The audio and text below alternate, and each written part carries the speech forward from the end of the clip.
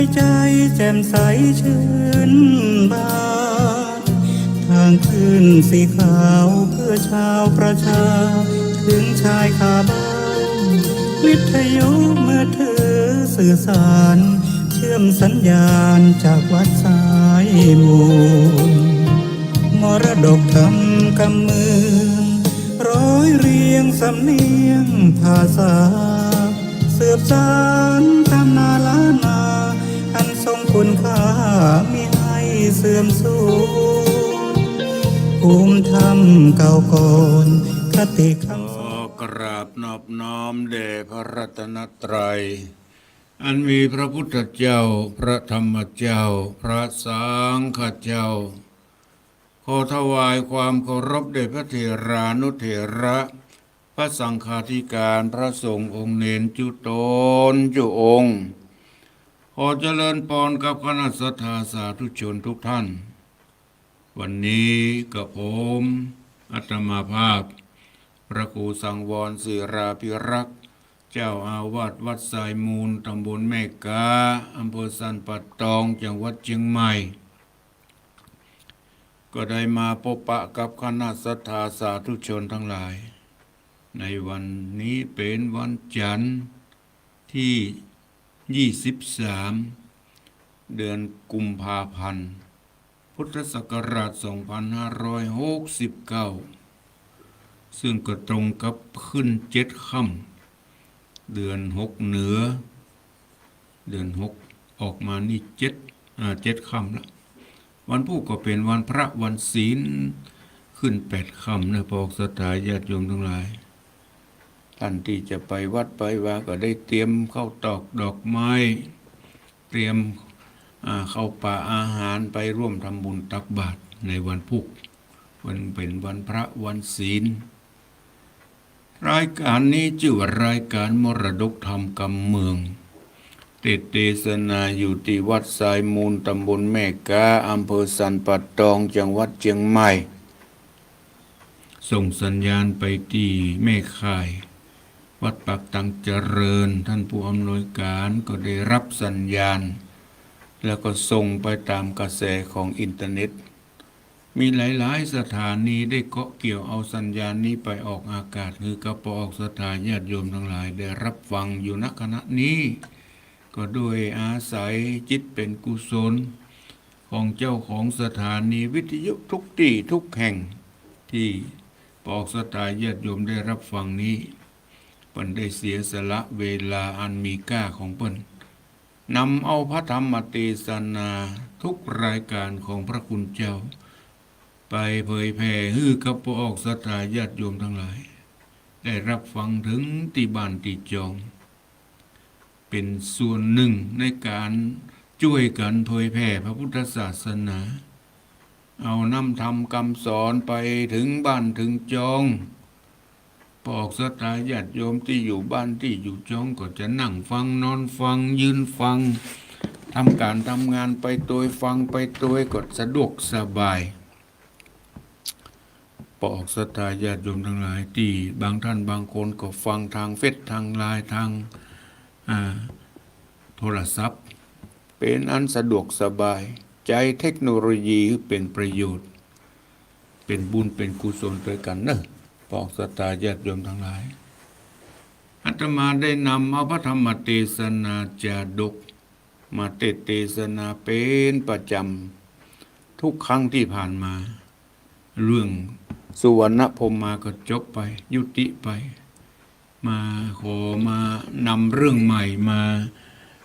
เทศนาให้กับพวกศรัทธาญาติโยมทั้งหลาย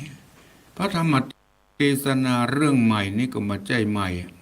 ก็เคยเทศมาแล้วเทศมาแล้วเมื่อ 3-4 ปีที่ผ่านมาเอามาทบทวนความจำในอานิสงส์ของการฟังธรรมเพื่อกระตึงบอกถึงที่พระคุณเจ้าเคยอู้ฮึปอกศรัทธาญาติโยมทั้งหลายว่าสิ่งประการแรกเพิ่นบอกได้ฟังสิ่งที่ยังบ่เคยฟัง2ได้ฟังมาแล้วหลายเตื้อแต่บ่เข้าใจชัดจะได้เข้าใจชัดยิ่งขึ้น ทำให้จิตใจผ่องใสหายความสงสัยนี่อานิสงส์ของการฟังธรรมหลายเตื้อทำให้เราได้ทบทวนความจำฟังไปแล้วเมื่อ3-4 ปีแล้วเนี่ยลืมไปเอามาทบทวนครั้งหนึ่งนี่จะได้เนื้อหาสาระที่แม่นยำขึ้นดังนั้นอาตมาได้นำเอาพระธรรมเทศนาเรื่องสุวรรณศิลสากุมารมาเทศนาให้กับพวกศรัทธาญาติโยมทั้งหลายเป็นลำดับต่อไปวันนี้ผูกแรกนะสุวรรณศิลสาจะเป็นอย่างไรนั้นก็ขอพวกศรัทธาญาติโยมได้ตั้งอกตั้งใจฟังและจะได้ปิกมาสรุปตอนท้ายแห่งครั้งหนึ่งเพื่อให้เกิดความเข้าใจในเนื้อหาสาระของพระธรรมเทศนา โดยเฉพาะทำเรื่องนี้วันนี้ผูกนี้โดยมีเมธจงดีเชื่อกันทาได้ปูจากันเทศมาเนอะเป็นแม่จงดีพ่อหมออินทร์แม่จงดีเชื่อกันทารับเป็นเจ้าภาพกันเทศเพิ่นโอนปัจจัยมาถึงเมื่อวันจันทร์แล้วในคณะที่กำลังเทศอยู่ก็เลยมาได้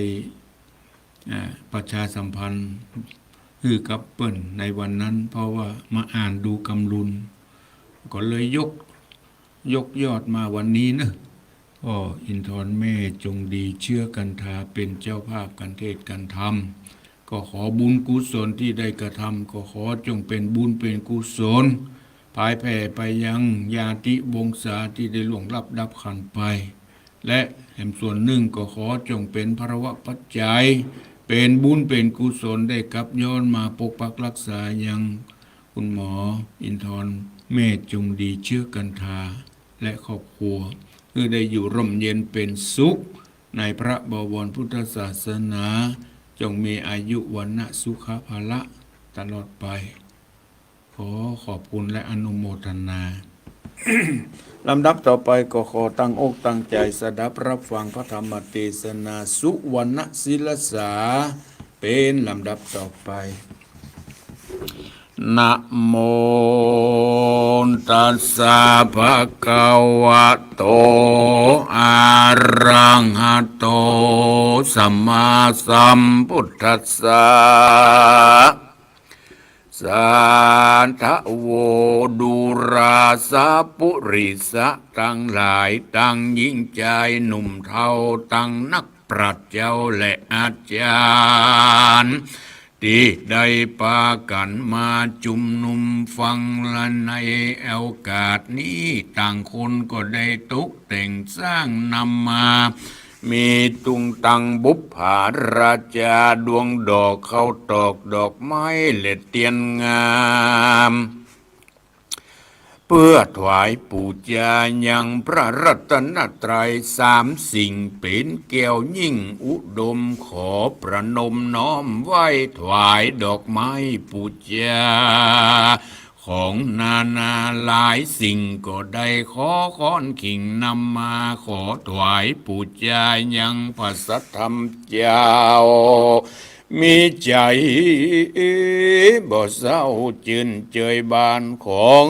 เป็นได้ถึงสุข3 ประการอันเลิศแล้ว คือเวียงแก้วยอดมหาเนรปานจุงมีใจบานแต่เล่าฟังข้าวทำผัดเจ้าผูกเก้าชื่อว่าสุวรรณศิลสามีภาษาตาศรัทธาเกกานั่งอยู่ท่าดาฟังปังเมื่อหนอพระพุทธังตนประเสริฐเอากำเนิดปฏิสนธิในเมืองคนโลกกว้างปั๊มเป่งสร้างปาละมีธรรมฟังแล้วจุงปากันจำนิยายธรรมของพระพุทธเจ้าตั้งแต่เก้าถึงอวสานเด็ดเติบ ตตาติยะพุทธาอิมังธรรมเทศนังสัทธาสาวัตถิยังวิหารโตสัทธาอันว่าสัทธาตนเลิศเลี้ยวนำดวงแก้วส่งโลกาสั่งสอนเทวันดาฮือหูเจงอย่างในยะแห่งกองธรรมพระสถิตสำราญอยู่ในเมืองสาวัตถีนครได้ปรารภเหตุเก้าแห่งพระธรรมเทศนาที่พระตถาคตกตัมปาฏิหา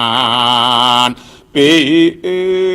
นเหตุแล้วก็ยกอุทิศแห่งพระธรรมเทศนาตามนัยยกถาวาตตาปิยาพุทธา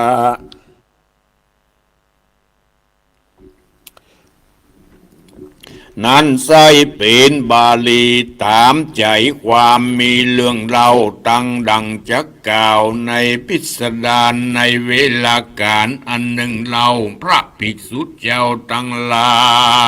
ยก็ได้ประชุมกันในโรงธรรมศาลาได้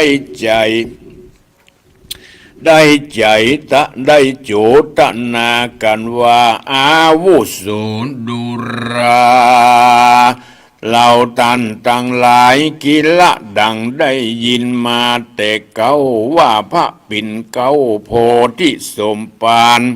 ได้กระทำยมะปาฏิหาริย์อานุภาพด้วยตีจะพระภัยมารได้สนองคุณอันไพศาลยิ่งแก่เจ้ามิ่งพุทธปิตาและพระมารดาบังเกิดเก่าสองเจ้าจืนจมบานสะนองพระคุณอันยิ่งใหญ่เพื่อฮือพ่อแม่ไทยได้ตั้งอยู่ในโลกุตรธรรมสัมปติด้วยวิริยะปาละมีวิเศษได้ถึงขีตสัพพญญาณพระผู้บานตนผ่านแผ่วได้ยินแล้วโดยโสตญาณจริงสดิษอุทานกรรมาประทับนั่งบนเตียงตั้งธรรมสเนตัสถามถึงภิกขเวดุราภิกขุทั้งหลายผู้มีศีลใสสะอาดเป็นเชื้อชาติพุทธบุตรตั้งกำลังโจทนาอันใดนั้นเล่าพระภิกษุเจ้าจึงกราบทูลสาการจูตนาแต่เก้าถวายพระปิ่นเก้าภาพโลกายามนั้นพระศาสดาตูนวิเศษจักยกเอาตนเหตุปาฏิหาริย์มาไขการแต่เก้าฮือพระภิกษุเจ้าดาฟังพระพุทธังตนองค์อาจ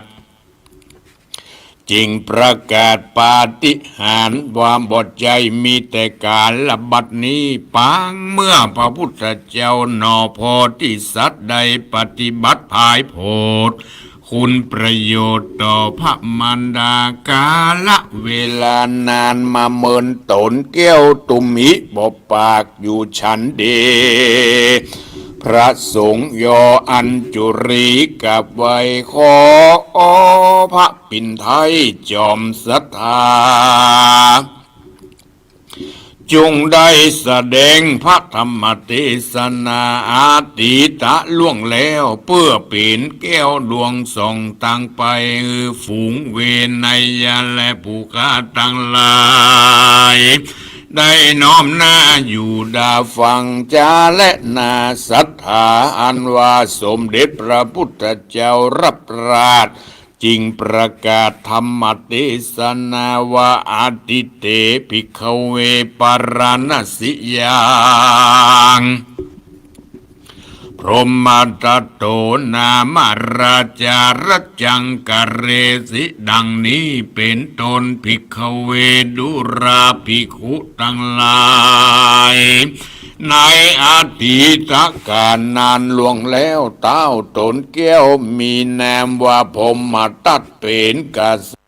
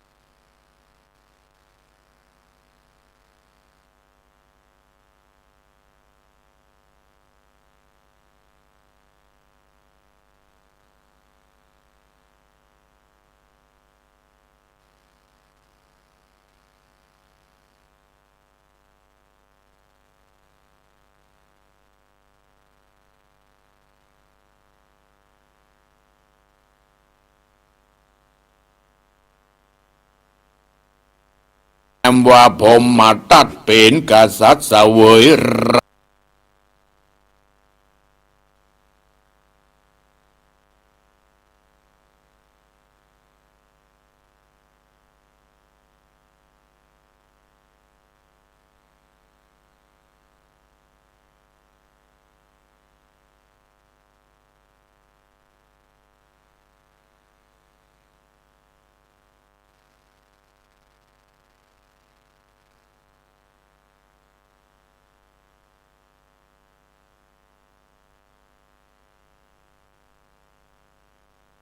แนมว่าผมมาตัดเป็นกษัตริย์เสวย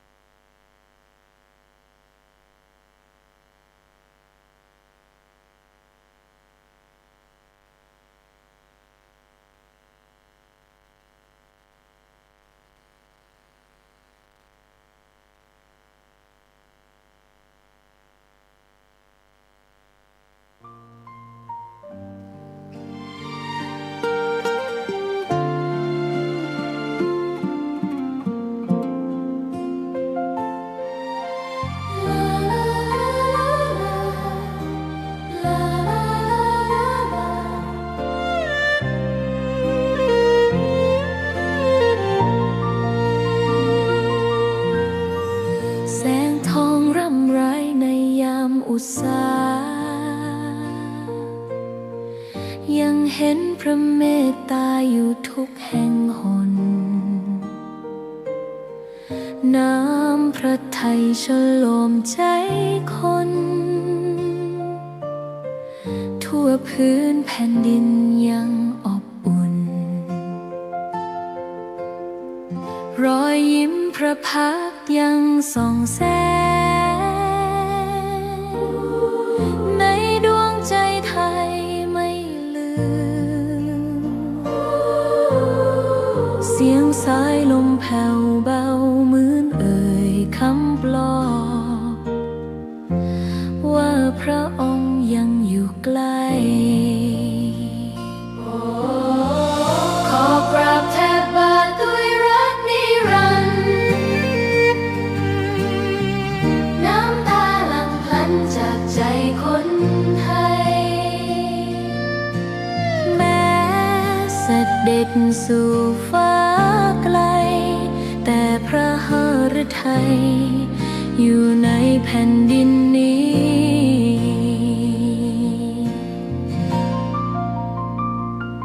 สวนดอกไม้ยังบานดังวันเก่าราวกับเจ้าดอกไม้รู้ว่าพระองค์จากไป แต่กลิ่นหอมยังพัดผ่านใจ ให้ระลึกถึงพระเมตตา แผ่นดินนี้ยังส่องสว่างด้วยพระคุณอันยิ่งใหญ่ ขอเดินตามรอยเท้าแห่งพระแม่ไป ด้วยศรัทธาไม่เสื่อมคลาย ขอกราบแทบบาทด้วยรักนิรันดร์น้ำตาหลั่งพลันจากใจคนไทย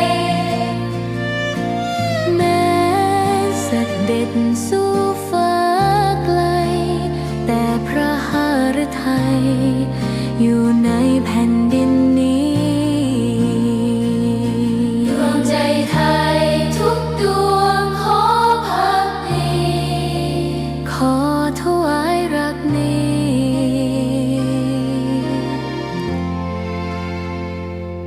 นิรันดร์แด่พระพันปีหลวง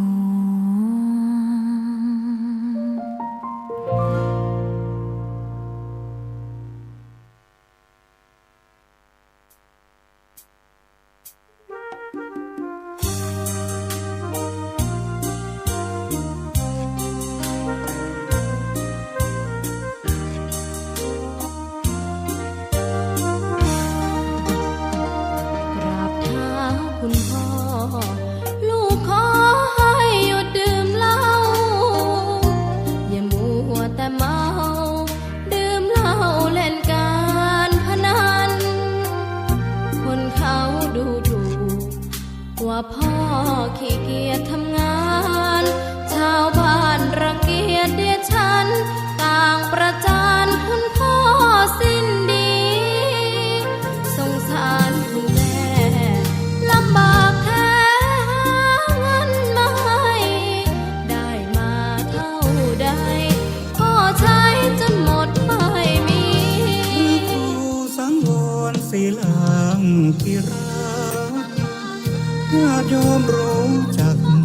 เจ้าสำนักแห่งวัดสายมูล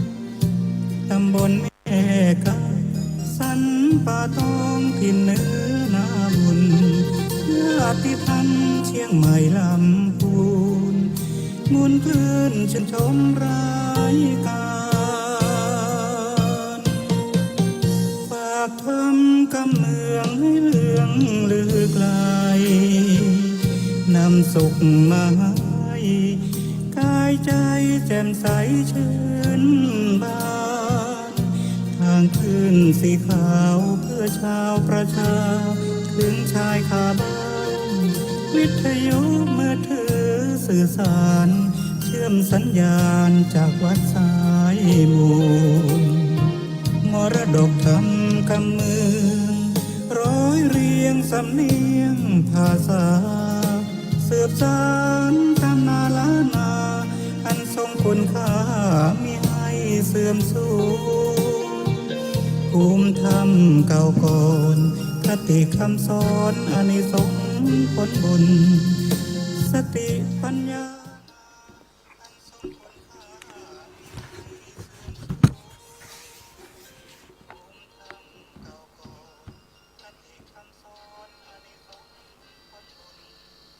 ก็ออกสตาญาติโยมทั้งหลาย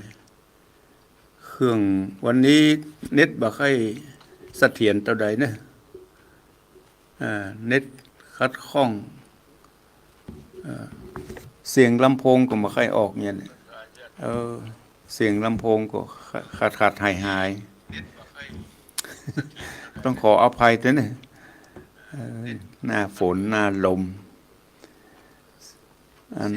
เสียงขาดหายก็เลยเป็นกระท่อนกระแท่นไป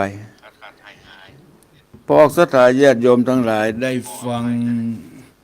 พระธรรมเทศนาจาดกจบไปแบบกระท่อนกระแท่นแบบขาดสาระออกสถานญาติโยมทั้งหลายได้ฟังก็เลยจะขอสรุปให้ฟังก่อนแล้วกันนะเรื่องสุวรรณศิลาสากุมารพวกที่หนึ่งที่ได้ฟังไปขาดหายเมื่อกี้เหมือนกับบัดได้เปิดไม้แต่ก็เปิดแล้วท่านพระครูสมุวิสุวัตวรกิจโยเพิ่นก็ทักท้วงมาบัดได้เปิดไม้ก็เปิดแล้วนะคือเปิดแล้วมันบัดดังเดี๋ยวนี้ก็พอดังมาพ่องจะขอสรุปให้ฟังนะพอสตาญาติโยมทั้งหลายเรื่องสุวรรณศิลาสากุมารพวกที่หนึ่งที่พระพุทธเจ้าได้เล่าเรื่องในอดีตการมาบอกฮือแก่เทศนาฮือแก่พระภิกษุสงฆ์ทั้งหลายได้ฟังว่าชาติหนึ่งพระองค์ได้ถือกำเนิดเกิดในท้องของนางจันทานในเมืองปาราณสีสมัยนั้นมีพญาเจ้าเมืองชื่อว่าพญาพมตัดนางจันทานเป็นคนทุกข์คนยากเป็นครอบครัวที่หาเจ้ากินค่ำหาเหมาะแรงเหมาะง่ายวันหนึ่งนางก็ได้คืนหนึ่งนางจันทานนอนรับฝัน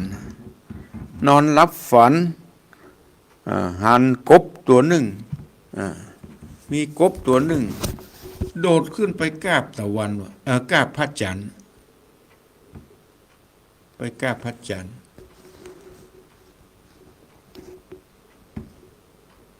ทักไปมันละเฮ้ย นี่มาค่อยเสถียรเท่าใด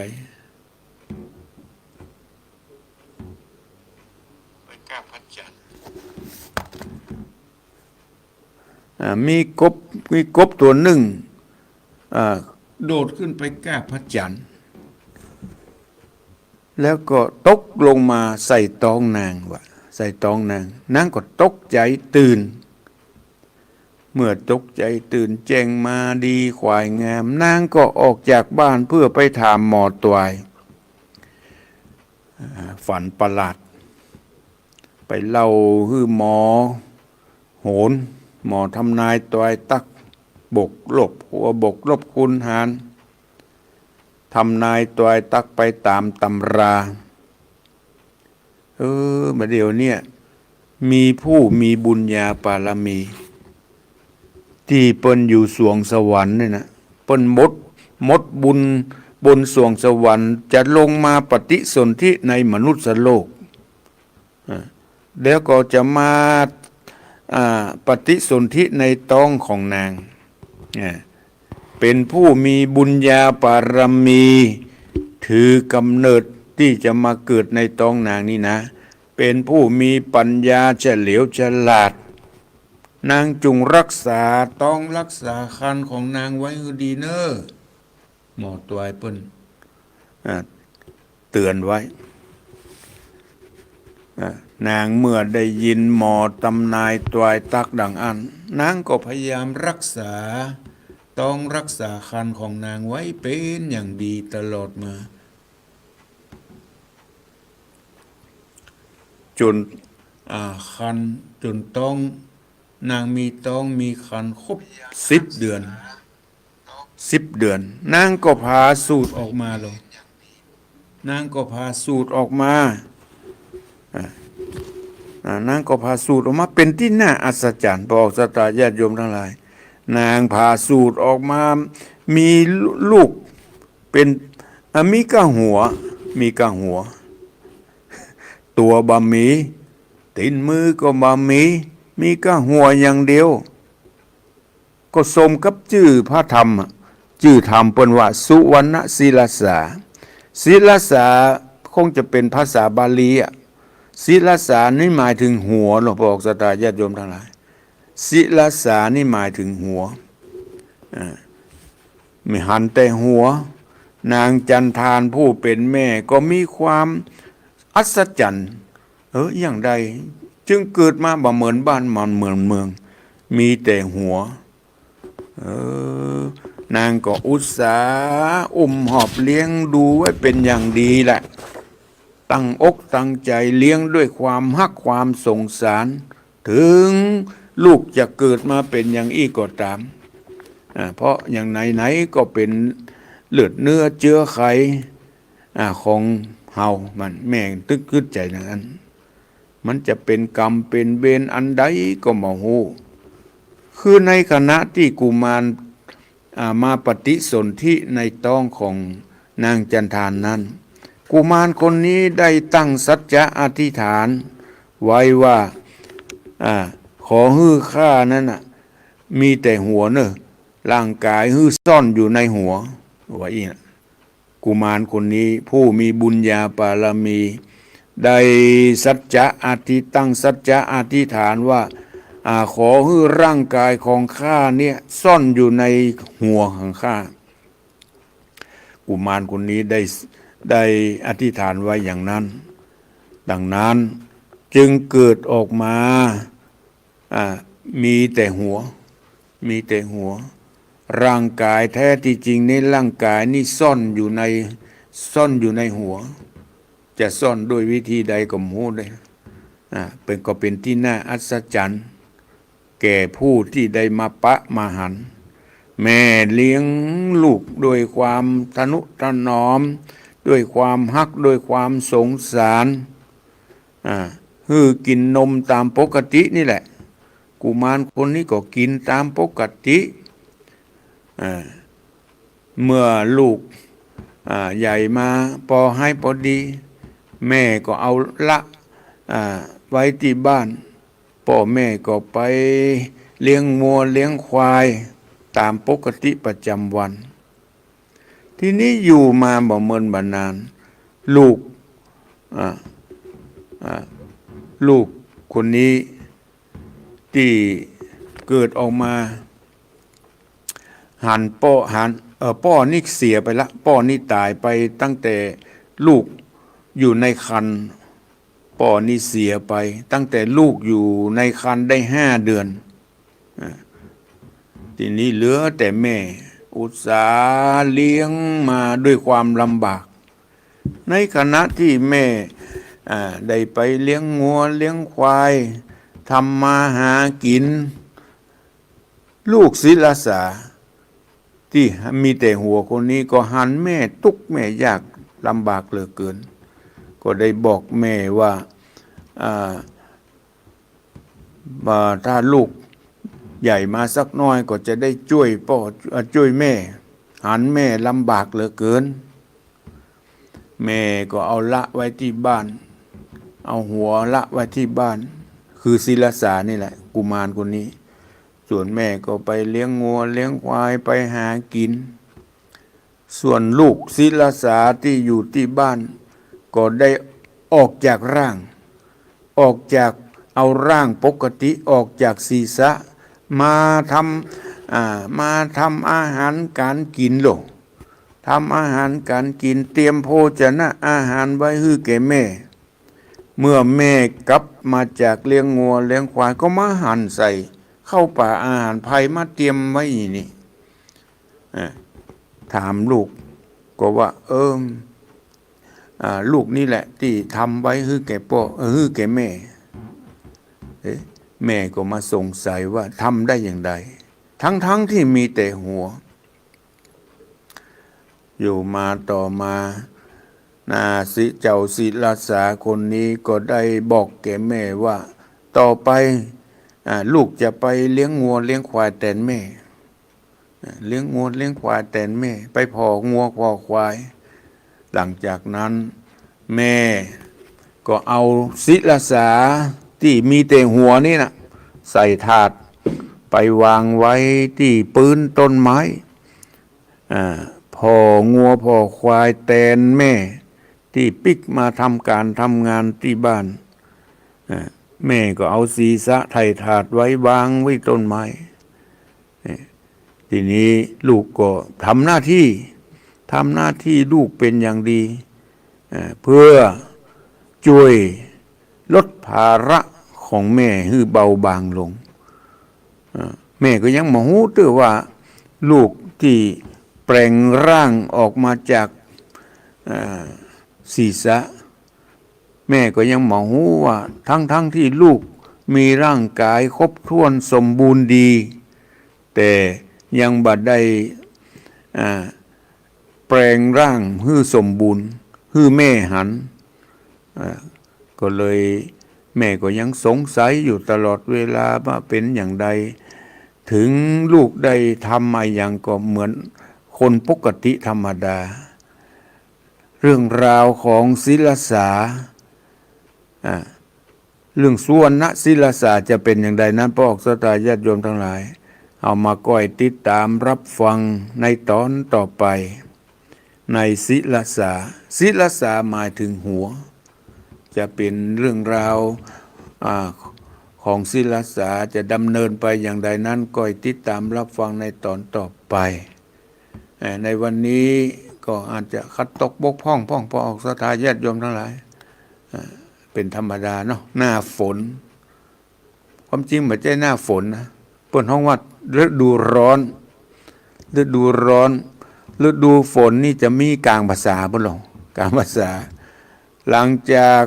พ้นเดือนยี่แล้วก็จะเป็นหน้าหนาวก็ตั้งแต่เดือนยี่เดือนสองเดือนสามเดือนสี่เดือนห้าเริ่มเดือนหกก็เป็นหน้าร้อนนี่เป็นหน้าร้อนละนี่เป็นห้องว่าหน้าร้อนฤดูร้อนก็เริ่มตั้งแต่เดือนหกแต่ทางราชการเพิ่นก็บอกว่าฤดูร้อนนี่เริ่มตั้งแต่วันที่22แท้ที่จริงก็เริ่มตั้งแต่ขึ้น1ค่ำขึ้น1ค่ำของเดือน6คือตั้งแต่เดี๋ยวนี้มันขึ้น7ค่ำแล้วหรอขึ้น7ค่ำก็แสดงว่าก็ไล่เลี่ยกันนั่นแหละบอกสตาญาติโยมท่านแต่ปัจจุบันเนี่ยฤดูมันเปลี่ยนแปลงไปฤดูหนาวก็มีฝนก็มีฤดูร้อนก็ฝนมีสปะบางครั้งบางที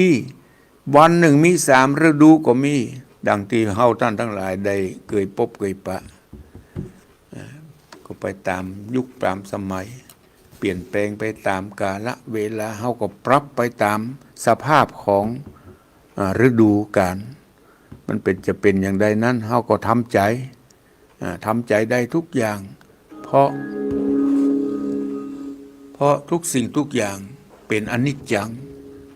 บ่มันบ่เที่ยงทุกสิ่งทุกอย่างย่อมเป็นไปตามกาลเวลาต้องทำใจนะบอกศรัทธาญาติโยมทั้งหลายขอขอบคุณที่ทักมาทางเฟซรินแม่การินชำนาญค้าที่ทักทายท่านพระครูสมุวิสุวัตวรกิจโยได้ทักทายได้เฝ้าดูแลให้มาตลอดหันทักทายมาเป็นระยะดูแลการออกอากาศเ เป็นอย่างดี ต้องขอบคุณท่านพระครูสมุวิสุวัฒน์วรกิจโจผู้อำนวยการสถานีวิทยุคลื่นสีขาวเพื่อชาวประชา104วัดฝ่ายหินเสียงดังฟังชัดเอาละพอออกศรัทธาญาติโยมทั้งหลายเวลาที่เหลือนี้ใครที่ฟังอยู่พอที่จะแจ้งผลการรับฟังที่0812898992เด้อ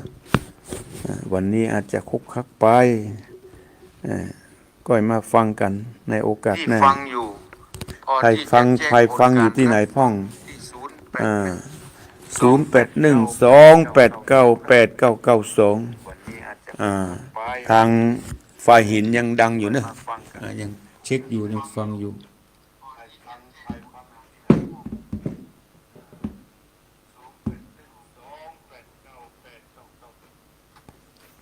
0812898992ที่เมืองฝางฟังอยู่หรือไม่หรือว่ามันปิดไปแล้วหรือโดยเฉพาะแม่จงดีเชื้อกันทาได้ปูจากันเทศมาไผ่ฟังอยู่ที่ไหนพองเด้อ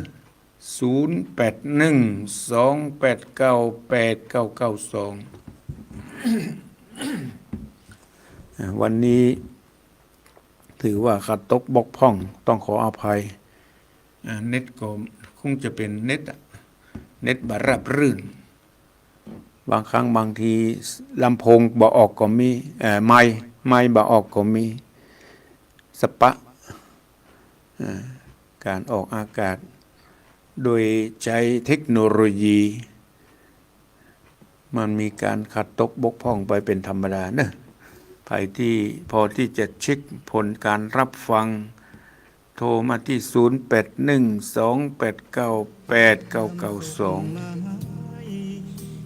หรือว่ามาได้ยินกัน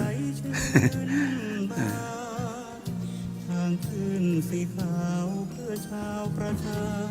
ถึงชายคาบ้านวิทยุมาถือสื่อสารเชื่อมสัญญาณจากวัดสายมู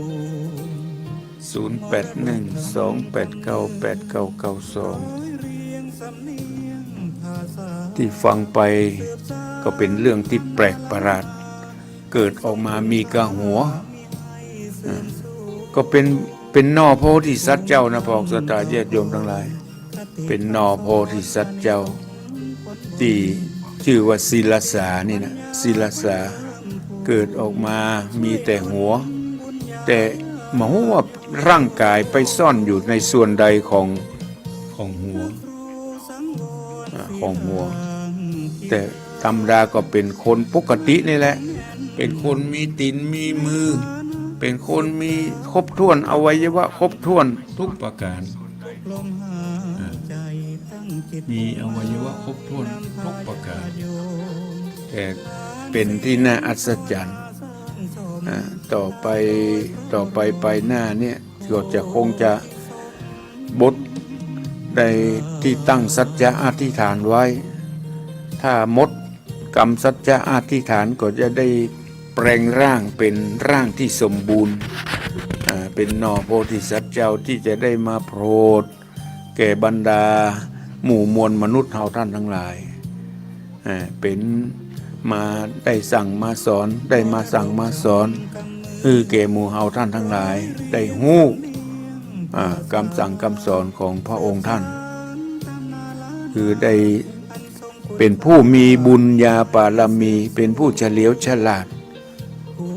หมดบุญจากสวงสวรรค์แล้วลงมาปฏิสนธิในท้องของนางจันทานนางจันทานก็ได้เลี้ยงดูมาโดยตลอดส่วนสามีก็มาด่วนตายเป็นพยาธิได้มาด่วนตายตอนที่ลูกยังบ่เกิดเตื้อลูกได้อยู่ในท้องได้5 เดือนก็พ่อก็มาล้มหายตายจากไปก็เป็นวิบากกรรมของภัยของมันอันนี้จังความบ่มั่นบ่เที่ยงทุกขังความเป็นทุกข์อนัตตาบ่ใช่ตัวบ่ใช่ตนบ่ใช่เฮาบ่ใช่เขา สิ่งที่มีวิญญาณบอกว่ามนุษย์และสัตว์เดรัจฉานเปิดห้องว่าปรุงมาจากธาตุสี่ที่มีชีวิตมีวิญญาณได้ก็โดยอาศัยธาตุดินธาตุน้ำธาตุไฟธาตุลมมาประชุมกันเป็นตัวเป็นตนเป็นเฮาเป็นเขาเป็นนายกนายขอเป็นสัตว์เดรัจฉานตัวน้อยตัวใหญ่นี่เป็นห้องว่าปรุงมาจากธาตุสี่มาเป็นตัวเป็นตนตั้งชื่อว่าคนนั่นคนนี้นายนั่นนายนี่นางนั่นนางนี้นี่แหละปรุงมาจากธาตุสี่ธาตุสี่แต่ความสามัคคีกันเมื่อใดก็กลับไปกลายเป็นดินก็จะกลายเป็นดินเกสาโลมานะขาทันตาทัจโจผมขนเล็บฟันหนังเอ็นกระดูกไส้น้อยไส้ใหญ่อาหารใหม่อาหารเก่าเหล่านี้ล้วนแล้วแต่เป็นธาตุดินทั้งนั้นบอกศรัทธาญาติโยมทั้งหลายก็จะกลับกลายไปเป็นดินสลายไปเป็นดินธาตุน้ำในร่างกายก็จะสลายไปมีน้ำเลือดน้ำดีน้ำหนองน้ำปัสสาวะอย่างเนี้ยธาตุน้ำธาตุลมก็คือลมหายใจเข้าลมหายใจออกลมในท้องลมในไส้ก็จะสลายไปหายไปธาตุไฟที่เคยทำให้ร่างกายอบอุ่นไฟที่ทำให้ย่อยอาหารไฟในท้องไฟในร่างกายที่รักษาอุณหภูมิ36องศา นี่ก็จะหายไปเดี๋ยวในร่างกายก็เน่าก็เปื่อยกันไปสุดแล้วแต่กรรมแต่เวรของไผได้ทำบุญสุนทานมานักก็มีอายุมั่นขวัญยืนอยู่ดีมีสุขไอ้ที่ทำบุญมาน้อยบุญหมดก่อนนี่ก็จะได้จากกันไปโดยอาศัยธาตุสี่อย่างที่เปิ้นฮ้องว่า4คนหาม3คนแห่1คนนอนแค่2คนที่จะนำวิญญาณเฮาไปคือเฮาอยู่ด้วยอนิจจังทุกขังอนัตตาอนิจจังความบ่เที่ยงทุกขังความเป็นทุกข์อนัตตาบ่ใช่ตัวบ่ใช่ตนนั่นแหละอย่างที่ว่าตอนต้นบ่ใช่ตัวบ่ใช่ตนบ่ใช่เฮาบ่ใช่เขาสิ่งที่มีวิญญาณปรุงมาจากธาตุสี่สิ่งที่บ่มีวิญญาณปรุงมาจากเครื่องไม้เครื่องมือทัพพะสัมภาระต่างๆนี่1คนนอนแค่คือร่างกายของเฮาจิตใจของเฮาตัวของเฮาก็เถอะส่วนสิ่งที่จะนำเฮาไปก็คือนายบุญนายบาปนายบุญก็จะพาเฮาไปมนุษย์สมบัติสวรรค์สมบัตินิพพานสมบัตินายบาปก็จะนำเฮาไปนู่เป็นสัตว์นรกเป็นเปรตเป็นอสุรกายเป็นสัตว์เดรัจฉานนี่ดังนั้นเฮาเลือกเกิดได้เฮาอยากจะเกิดมนุษย์สมบัติสวรรค์สมบัตินิพพานสมบัติต้องทำบุญฮือทานรักษาศีลเมตตาภาวนาฟังน้ำฟังธรรมแล้วน้อมนำไปประพฤติปฏิบัติคนที่บ่ทำอย่างเลยเกิดมาเฉยๆอยู่เปล่าๆบ่ทำความคุณงามความดีอย่างสักอย่างย่อมไปสู่อบายภูมิทั้งสี่นายบาปก็จะนำไปมันตกนรกไปเกิดเป็นเปรตเป็นสุรกายเป็นสัตว์เดรัจฉานอย่างนี้เป็นต้นอาตมาได้นำเอาพระธรรมเทศนาจาดกมาเทศนารายการมรดกธรรมกำเมืองวันนี้ก็หมดเวลาขอนำรายการนี้จากไปก่อนก่อยปิกมาพบปะกันในโอกาสหน้าสำหรับวันนี้ขออำนวยอวยพรให้คณะสัทธาทุกท่านจงได้อยู่ร่มเย็นเป็นสุขในพระบวรพุทธศาสนาก็ขอทุกท่านจงมีอายุวันนะสุขะภละเหมือนกันจุโกจุโคนอายุวันโนสุขังภละ